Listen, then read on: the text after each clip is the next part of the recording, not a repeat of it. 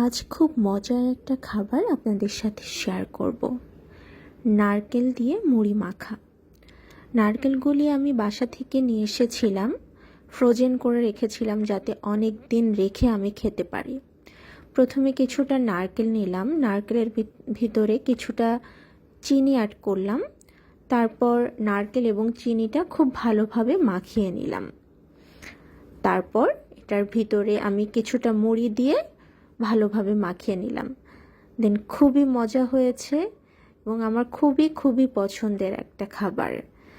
যেহেতু ঢাকাতে এভাবে শুকনা নারকেল পাওয়া যায় না এবং গেলেও খুবই এক্সপেন্সিভ, তেমন একটা কেনা হয় না, তাই যখন বাসাতে যাই বাসা থেকে মা দিয়ে দেয় এবং সেটা আমি ফ্রোজেন করে রেখে দিই এবং যখন খেতে মন চাই এভাবেই আমি খাই। খুবই মজা হয়েছে।